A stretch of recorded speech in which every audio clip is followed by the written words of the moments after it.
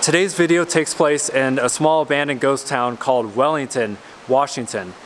This town has now been changed to a different name, and in this town is where one of the greatest natural disasters in United States history, an avalanche came down and ended up killing 96 people. And I'm here joined today with Chris from Mobile Instinct. Hey. And we're going to check out the area and show you guys kind of all the different spots where the avalanche came down from, and then of course any remnants that were left behind. This is again 110 years ago, March 1910.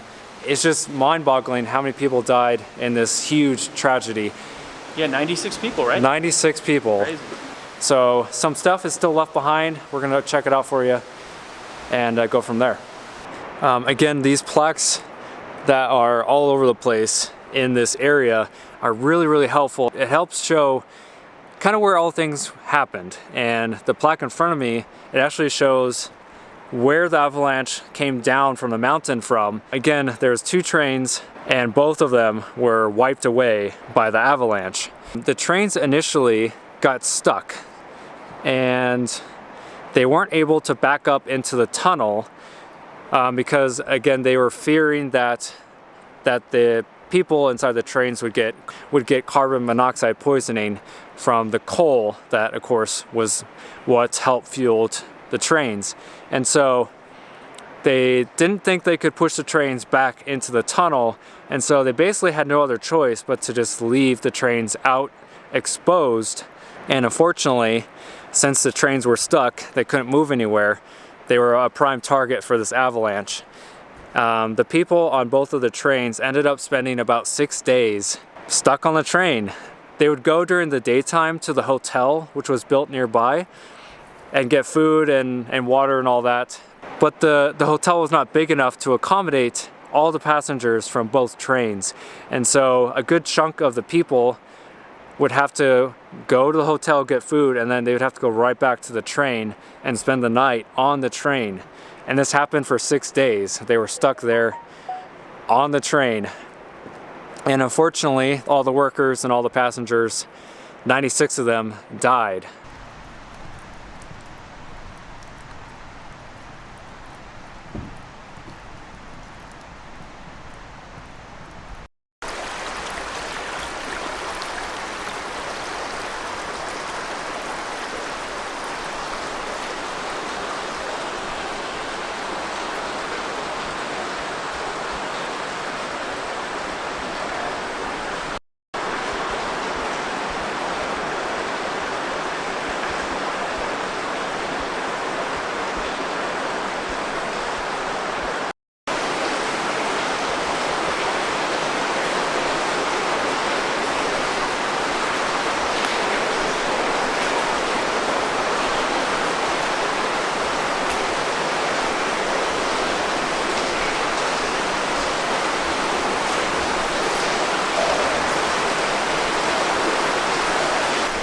All right, inside the Cascade Tunnel here.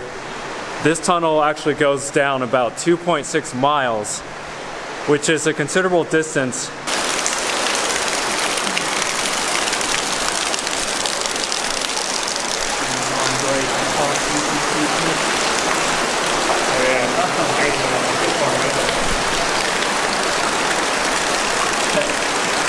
That's a definite breakdown.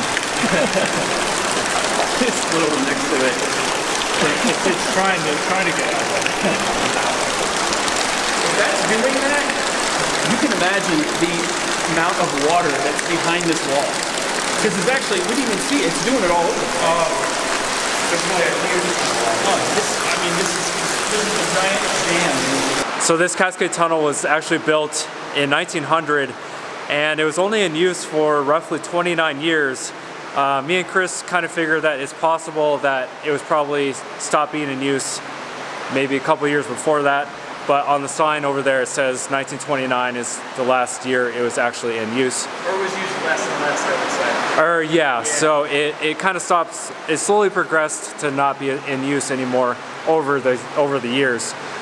So they built the tunnel through here to get rid of the switchbacks, which were up on the mountain, to make it so it was an easier trek through the mountainside for the trains.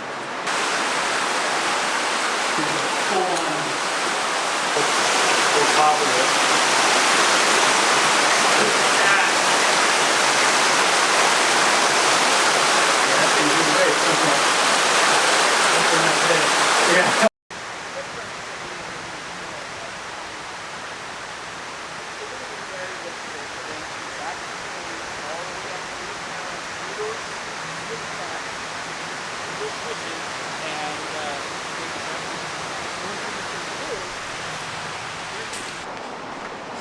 So the train switchbacks, again, were way up on the mountainside, and Chris and I were talking about it. It's interesting how they're able to get the material up there to build those switchbacks to begin with, because again, this was, you know, early 1900s.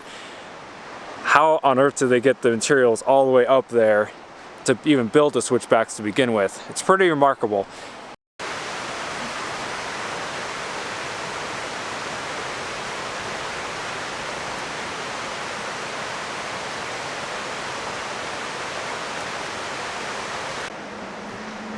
So basically somewhere up on that mountainside is where the switchbacks were.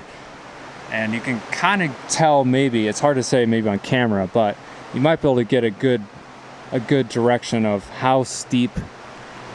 I mean, it's insane really how they're able to transport everything. I mean, do you think they had some sort of like pulley system to like pull? I just read that there was did it say on there? Well, they had one locomotive in the bottom, in the back, and one in the front, so they were pushing and pulling all the way up. It was that steep. Ah, okay. So we just walked on this little slab incline, and it still has the remnants of where these two parallel lines were. The train would come up onto this kind of incline platform, which again was made out of the concrete on both sides. And it would basically pull up into kind of like a mini station where workers could go underneath the train, the engine, and work on it. And so it's about maybe 20 feet across, and it goes up kind of at an incline.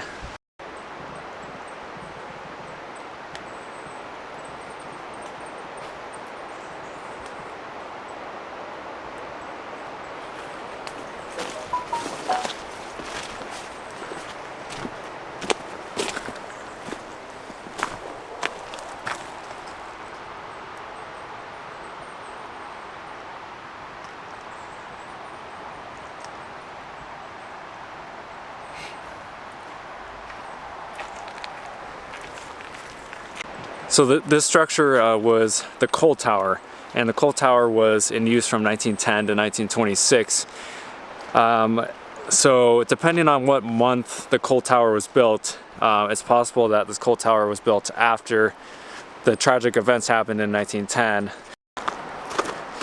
So if you guys are curious, this town of Wellington, which again, after the train tragedy happened, they changed the name to Tye, T-Y-E. So this town, it's a ghost town. Again, there's nothing really here except the remnants of what happened here. But if you're curious on where this is, it's about an hour and a half east of Seattle. It's off of Highway 2.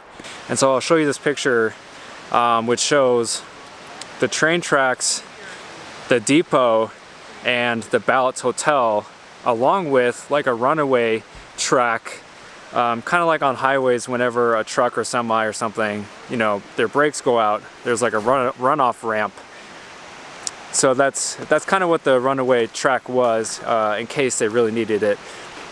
Hard to tell with the glare and kind of the way this is designed, but if you can tell, all these are fallen trees from, of course, the avalanche. I don't know if you can make those out. Those are all fallen trees.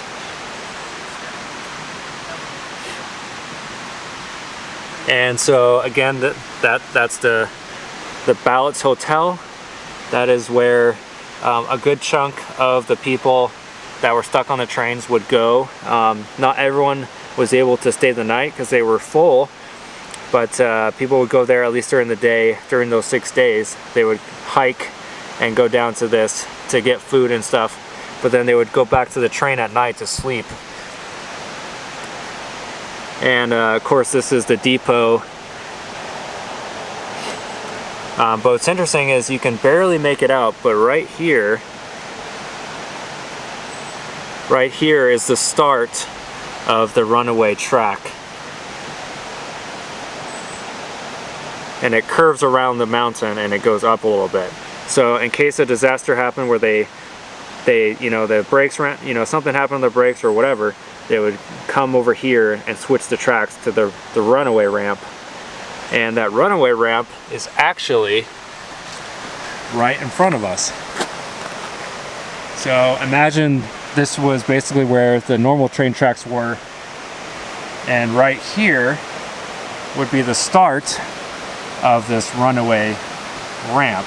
And you can kind of tell it goes up a little bit, and it starts to go over. But it's pretty cool that you can kind of see remnants of where that was.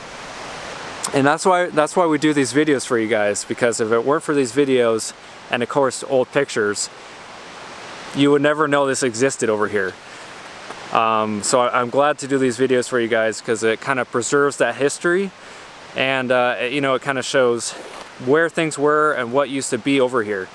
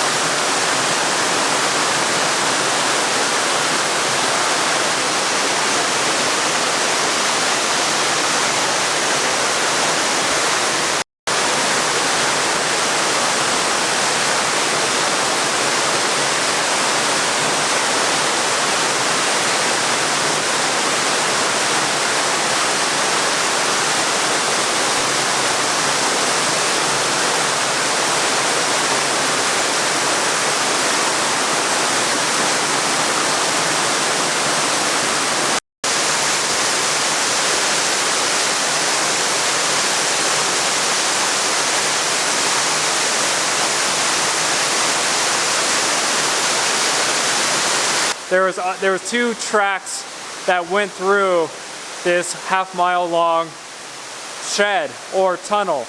One track that went through here, and of course the other track that went through here.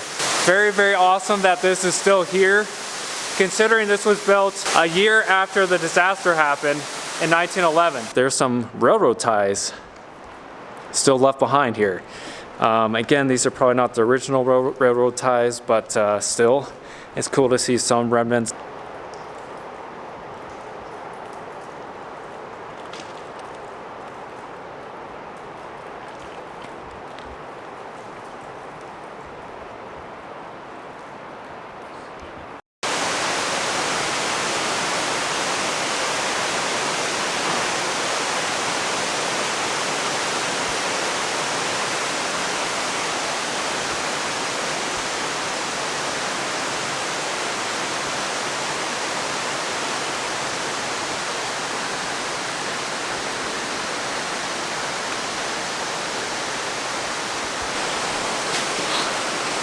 So again, it's hard to kind of imagine things without the pictures, but basically imagine behind me when the disaster struck, the avalanche struck, this shed wasn't here.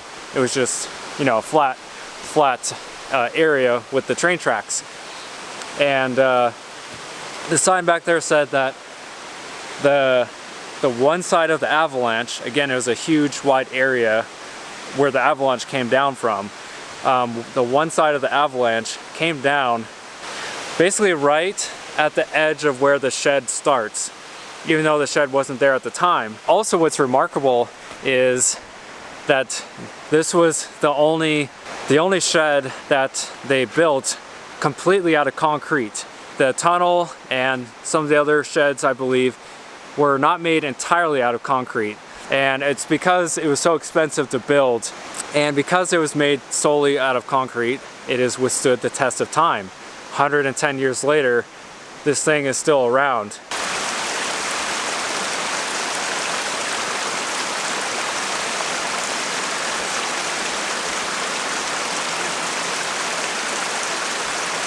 Me and Chris climbed up the side of the mountain to get on top of the shed, and it's insanely high up. You don't really realize it until you get up here, but let me show you from up above looking down.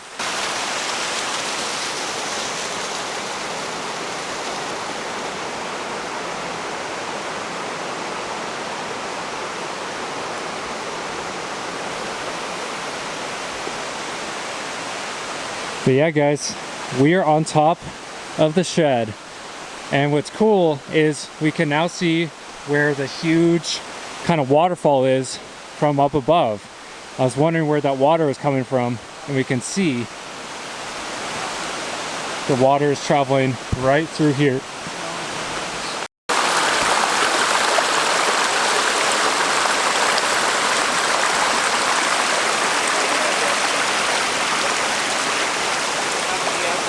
The avalanche stays around the area too. But,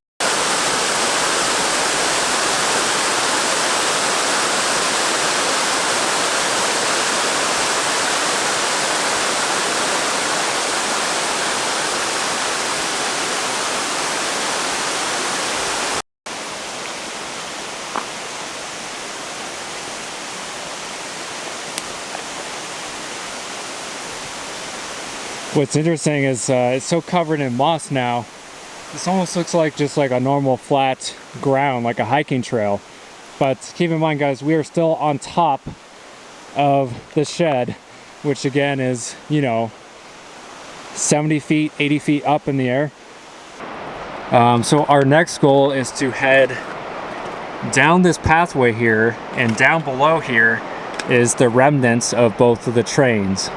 So again, the trains basically got pushed from over there, and they just fell down the mountain. So there should be, what we heard is that there should be some remnants of both of the trains down in this kind of gully area. All right, so to get down here, you have to go down the super steep decline. Without this rope that someone put up there to kind of help yourself down, you would slip a lot. So thankfully there's a rope that we could kind of climb down with. So down here, there's remnants of you know, both trains that were of course completely just blown apart by the avalanche. And of course the 96 people that perished, you know, I can't even imagine what it all looked like when, you know, the investigators and all that got here and saw everything. Right when we basically walked down from the snow shed, which is way, way up there, you can sort of make it out. So from there, you walk down the steep mountain, and right away is, it looks like one of the train parts. I mean, look how big some of these bolts are. I mean, look at my hand for comparison. This thing is heavy and big. Again, I'm not a train expert. I don't know what this would have been, but I can guarantee this was probably part of one of the trains. oh, for sure, yeah. It's pretty amazing. This created the steam? There would be water in there, and they created the steam that would heat the train. Really? Yeah. Okay. And then, which goes with that, when you get over here, those are steam pipes that somehow wrapped themselves around that tree root, or maybe it was a tree back then. Those were the steam pipes that would run along inside the car. So this was definitely for passenger car, for that train. Oh yeah, okay.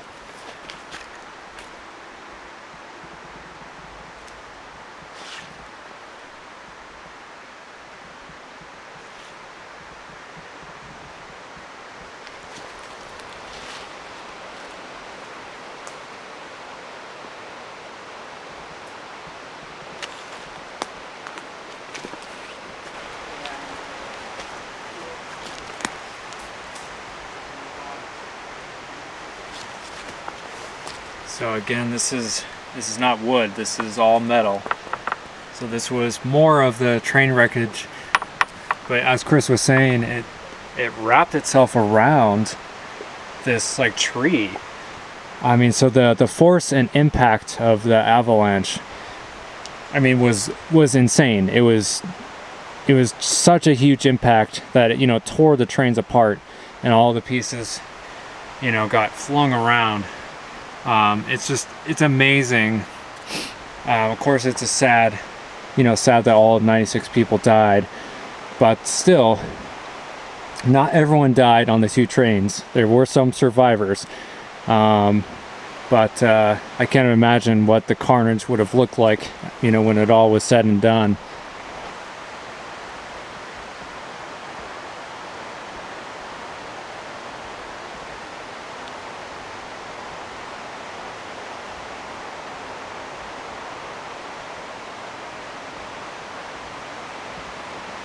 There was more railroad workers that died than actual passengers. What's even more sad is the fact that some of the victims that died, there's some that are super young. There's 8 months old or 9 years old. We got a 3-year-old. There's several young little kids. And it looks like this was like, one family. Got the Beck family. A 2-year-old, a 4-year-old, a 6-year-old. And then you got the mom and dad. I just can't imagine what that would have been like. It would have been terrible.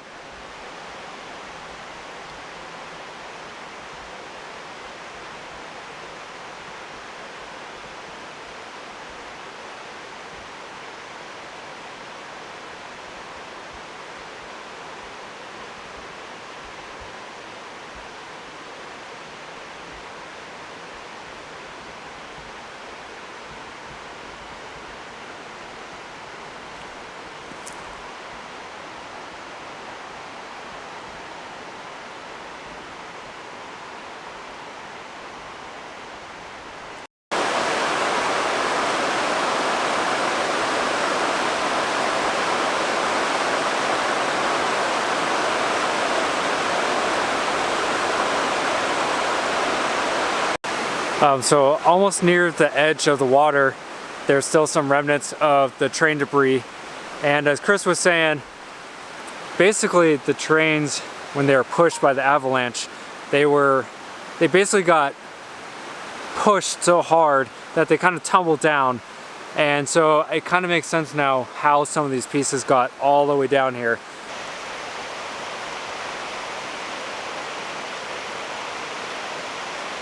Searching around down here, we've been looking around and we finally found one of the railroad tracks. Again, it's in the ground. It's been here overgrown for a long time, but it's cool to see because we haven't seen any other railroad tracks down in this area so far. So it's cool to see there's a little bit left.